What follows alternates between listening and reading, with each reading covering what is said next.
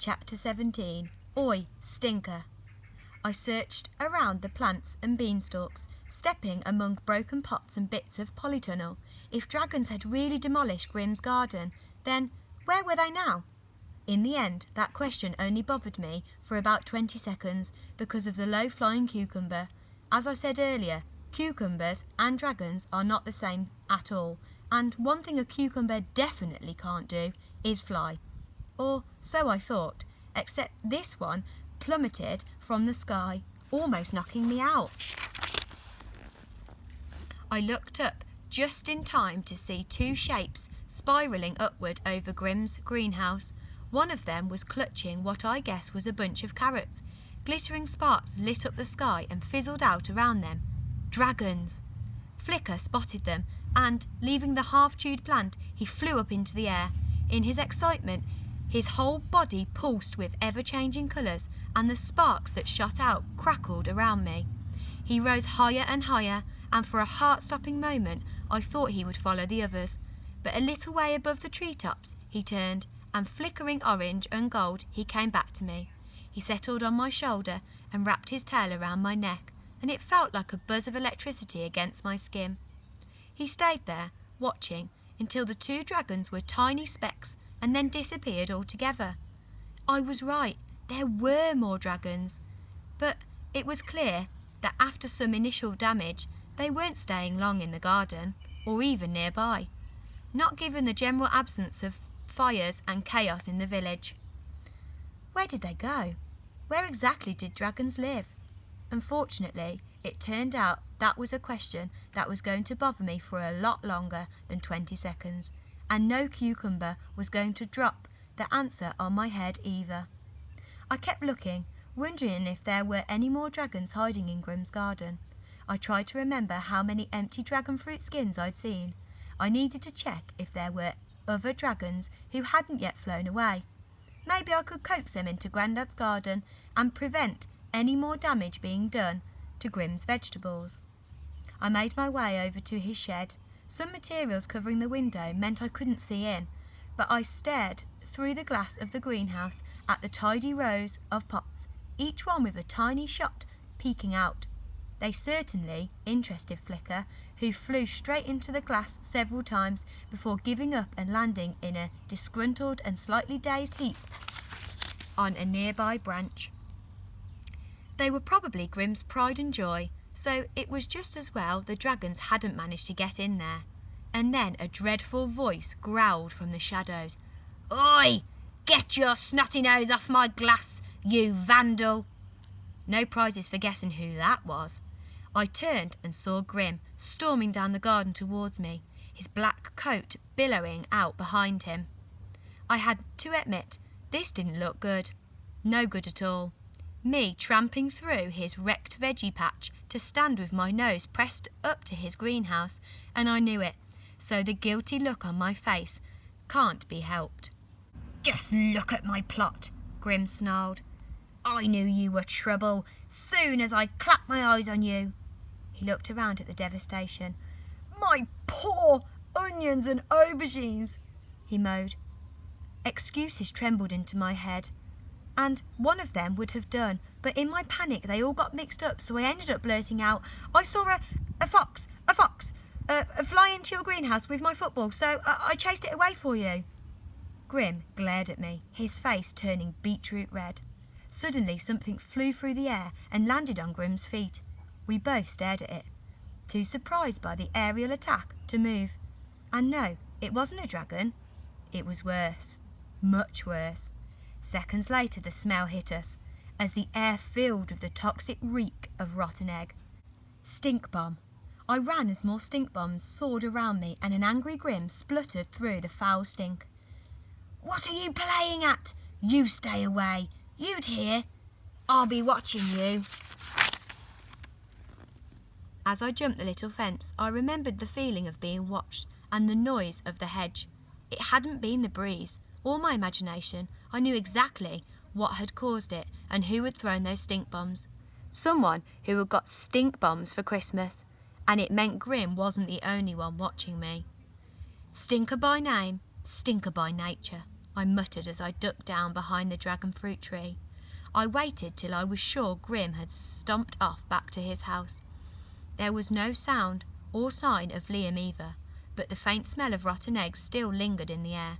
That, and something else too. I stood up, searching for the source of this new smell. It was making me dizzy, with its heady scent. Then I saw something. The vivid tendrils of one of the long green cactus arms of the dragon fruit tree had parted. Nestled inside were the white petals of a flower. In the moonlight it seemed to be glowing. I remember Grandad reading aloud from the book, how he had said that before the fruit there came a flower that bloomed from just one night. I looked around. Several more flowers were starting to open, and then I saw one amazing flower already in full bloom. The tendrils had spread into a star shape, and the moon-white petals within had unfolded to reveal a golden heart. This flower was as big as my head, and I breathed in the rich scent of it, picturing the fruit inside. Suddenly, I knew what I had to do. With Liam noseying around, and goodness knows how many more dragons soon to be growing on the tree, I needed to get help. I needed my superhero squad with me. Chapter 18. Nosy Eyes. Once I'd made the decision to tell the others, I could hardly wait to share the secret. Suddenly, I couldn't believe I kept it to myself for almost a whole week. They were going to love Flicker. But at school the next day, it was precisely 30 seconds before I realised I had a huge problem. We weren't allowed bags in the classroom, and there was no way Miss Logan would let me get away with wearing my hoodie inside. Besides, even though Flicker still fitted in my pocket, it wouldn't be much good if he started getting fidgety in there. In the end, I left him in my rucksack in the changing room. I hung it on a hook right at the back and put my PE kit in front as a feeble disguise. I stuffed some lettuce through the zip, whispered some reassuring words to the little dragon, and crossed my fingers he'd be okay till break time. In class, I kept trying to tell Ted, Kat and Kai on their own so I could whisper the exciting news. But we'd been assigned our groups and I was stuck with lions, while they all sat across the room in giraffes. There was always the problem of Liam's beady little eyes that seemed to follow me everywhere, so I couldn't check on Flicker at break. He was even loitering in the hall at lunch, when usually he'd be first outside of the football. "Meet me under the trees," I hissed to the others as I shovelled in the last of my lunch and cleared my tray. "But I haven't even started my third sandwich," Ted said. "What's the rush?" said Kat. "I've got something to show you," I whispered. "Something important." "Well, go on, show us," Kai said. "Not here," I said. "Nosy eyes are watching." "I don't think eyes can be nosy," Ted said through a mouthful of crisps.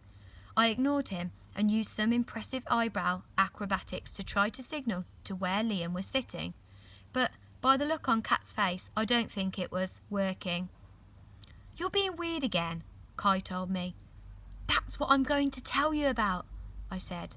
They all looked at each other and then stuffed the remains of their lunches back into their boxes, apart from Ted, who just stuffed his into his mouth. "Come on then," Kat said. "It's about time you told us what's going on." While the rest of them headed down to the end of the field, I ducked into the changing room. A quick peek inside the rucksack showed me that Flicker was curled up asleep, his little head resting on his tail. I scooped my bag up and raced down to the trees. "Well then," Kai asked, "spill the beans. What's the great secret that's had you acting all weird lately?" As I got my breath back, I noticed Ted staring at my rucksack. It was bulging, and part of it seemed to be moving about on its own accord. Thomas, what's in there?" he asked, backing away slightly. And so I told them. And of course they didn't believe me. I mean, would you? I told them the whole story from start to finish, and, dramatic storyteller that I am, I didn't intend showing them Flicker till I'd completely finished. "Right, good one," Kai laughed. "Your stories get better and better," said Kat, smiling. "You should write that one down. Miss Logan would love it. But seriously, Thomas, what's really going on?" Here was my big moment. I paused, savouring the deliciousness of knowing that any second I was going to see that look on their faces. The look that said, I just cannot believe what my eyes are showing me. And, wow, Thomas, you are like the coolest human on earth.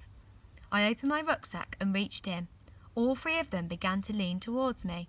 But just as they were about to finally see Flicker for themselves, a voice said, "What have you got there?" We all spun around. It was Liam, and his beady eyes were fixed on my rucksack. "Nothing," I said quickly, gently keeping hold of Flicker and hoping he would sense the danger and keep perfectly still. He didn't. He actually sneezed and let out a spark that was red hot on my fingers. I winced but forced myself to laugh it off. Kat, Kai and Ted were looking bemused.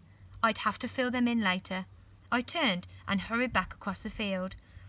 All I knew was that I had to get Flicker away from Liam's prying eyes.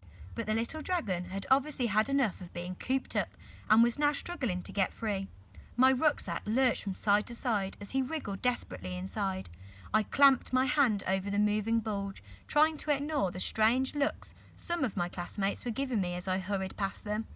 All I could hope was that he hadn't done a poo in there, and, if he had, that it wasn't about to explode.